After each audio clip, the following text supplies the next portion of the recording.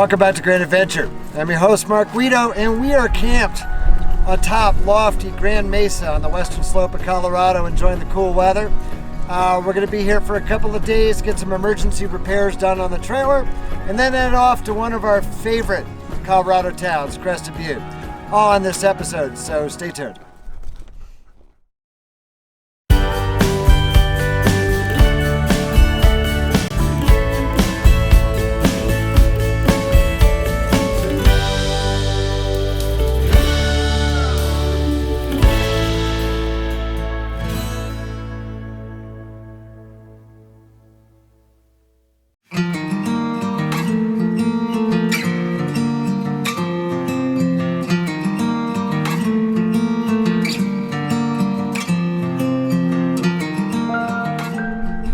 So we're at about 10,600 feet here atop Grand Mesa. I told you it was a lofty location where it is nice and cool. In this summer of widespread heat all over the western U.S., we're enjoying highs of 70 degrees and lows around 50. It just doesn't get any nicer for camping. This is not the prettiest campsite we've ever had. Now, I'll tell you that. There are much prettier sites up here on the Mesa. However, we kind of limped into this spot. We were looking around last night for a place to camp. We ended up on a Forest Service road. We've certainly been on far rougher. The problem was they dug some pretty deep swales with some high ridges across the road to help with the erosion. And unfortunately, one was tall enough that it got between the truck on one side, the trailer on the other, and as I pulled forward, while one of the anti-sway brackets on my Equalizer hitch system ended up bottoming out and tearing. So I made some phone calls this morning. We did find one bracket set available at Centennial RV down in Grand Junction. Thanks, guys. I am so thrilled that you had that. So we made a 2-hour round trip to go pick that up. I'm going to install that this afternoon, and I'm also going to show you in the process some changes that Equalizer has made since ours was created. Definitely a big improvement on the design that'll make it a lot easier to service in the field. And then when we get all done here, we're going to head off to Crested Butte. So let's first get cracking on that bracket, get that fixed. So this was the end result of my mistake. As you can see, the impact bent the bracket backwards, but most importantly, I don't know if I can probably show you this, but there were two studs here. This one actually sheared off. The original design, actually, I'll take this apart and I'll show you. It actually has the studs welded right onto this back plate. So when that shears off, the only thing left to do is to buy and find another one of these pieces, which we tried to do in Northern California when we were up in Humboldt County, up in the Redwood National Park episode. I'll put a link up above if you haven't yet seen it. We had this exact same failure on the other side. Couldn't find the part anywhere in the Eureka, California area. I did find a guy who was willing to weld that stud back on for me. That held all the way back to Salt Lake City.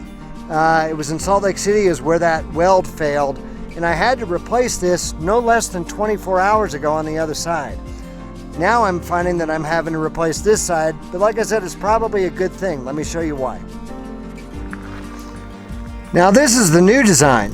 Instead of that welded on stud, they just use a hex bolt that fits in that slot and comes out the side like that. So if this does shear off again, instead of having to buy the whole damn part, all I have to do is put in a new hex bolt. Made a stop at Tractor Supply immediately after Centennial RV and picked up a handful of these hex bolts so I have them on hand for a quick field repair if necessary in the future. Much, much, much smarter design. So there's the complete redesigned L bracket installed. Once again, if these bolts shear off the way that this one did, I got a handful that I can use as replacements in the field. And I also picked up some of these bolts too, just in case. Better to be safe than sorry. It's now time to leave Grand Mesa and head for Crested Butte, traveling through some positively stunning scenery, including the Black Canyon of the Gunnison, Kirakanti National Recreation Area, and Blue Mesa Reservoir.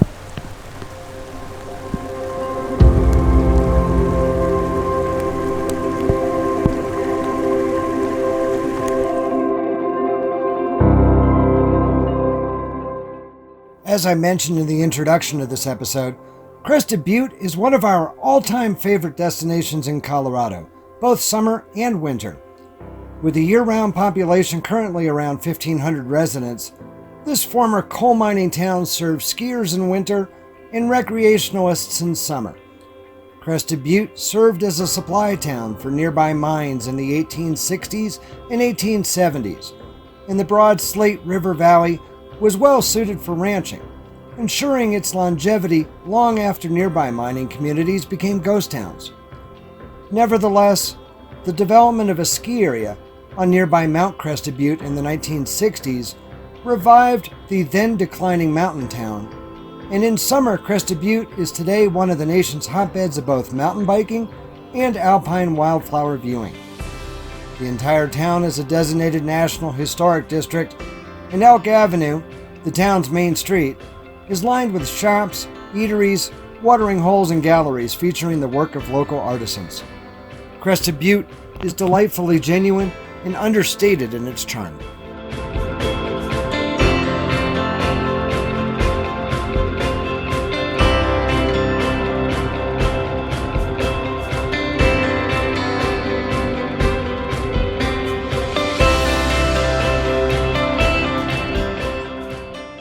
Astute Grand Adventurers will recognize this unique travel trailer from our episode 17, a kitchen table trips video presenting Telluride, Colorado. This rig's home base is along Elk Avenue in Crested Butte.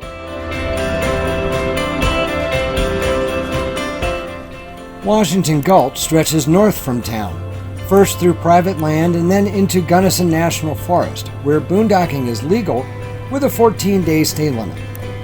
After some searching, upon our arrival late on a Sunday afternoon in early August, we found the natural beauty and the peace and solitude that we were seeking, high up in the gulch at nearly 10,000 feet, where daily high temperatures are in the 70s and lows in the low 40s overnight.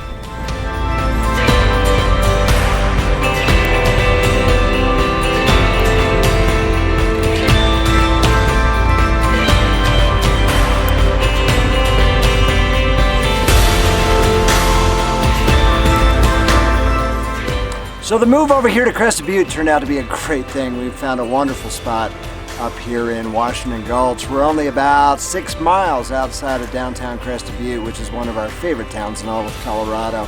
We're going to spend, I think, quite a bit of time here. I'm guessing we're probably going to spend about a week because there's a ton to explore, there's a ton to enjoy. We have a wonderful spot to boondock. Why leave?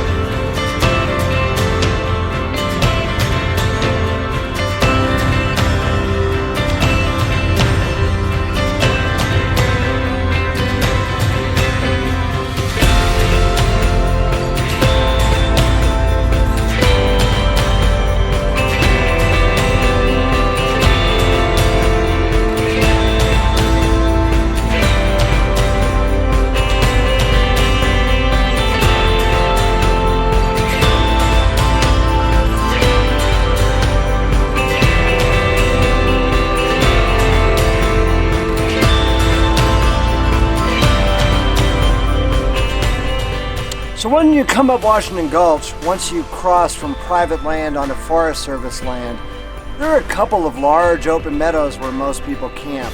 But you're kind of on top of each other, you don't have a lot of space between rigs. So we continued further up. There's actually a narrow, steep road sign that tends to discourage a lot of people from heading further up the the Gulch with their RVs. But the road really isn't much worse than it is down below. There are just a couple of tight spots that might give people with longer rigs a little bit of pause. Also right next to us, some folks have left some chairs, a couple of chairs and a ground cloth, all like they're occupying the spot. But we've been here for 2 days now so far. Nobody has shown up to claim that stuff. They're obviously trying to hold the spot until the following weekend, which is really wrong. It's bad ethics, it's bad etiquette. To be honest with you, I think it's actually against Forest Service regulations to do that as well. There are a number of people who could have used that spot. In a way, it's a good thing. It's keeping us from having any neighbors, but it's really the wrong thing to do, and please don't do that.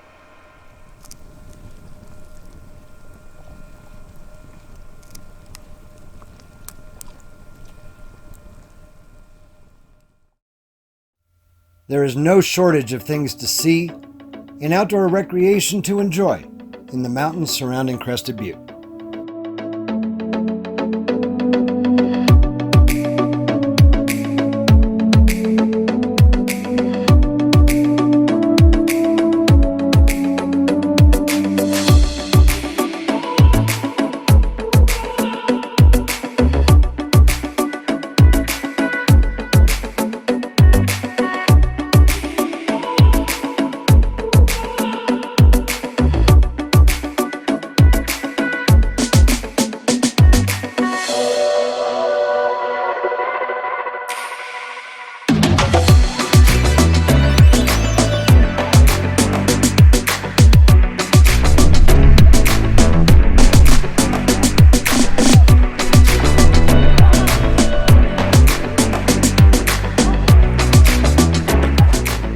So I can't think of a better place to go for a paddle, can you?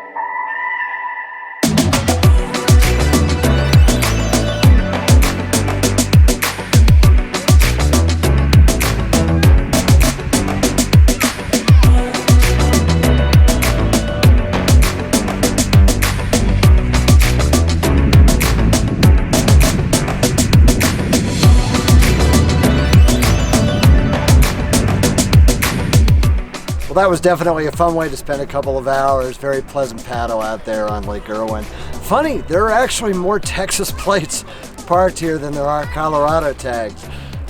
Seems to be a real popular spot with visitors.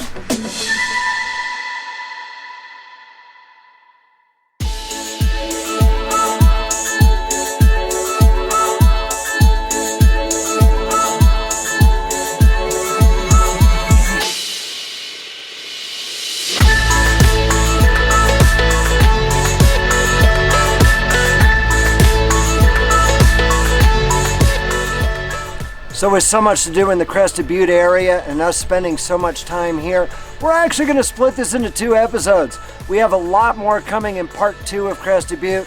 We'll be doing some hiking, doing some mountain biking, exploring the area a bit more. So if you're not yet one of our grand adventurers, make sure that you hit that subscribe button, ring the notification bell, give us a thumbs up down below if you like this video. Nothing makes us happier than to receive your feedback and hear your questions in the comment section. We do our best to respond to each and every one, so please, we'd love to hear from you down there. And until next time, part 2 here in Crested Butte. Remember, life is nothing but a grand adventure. We'll see you soon.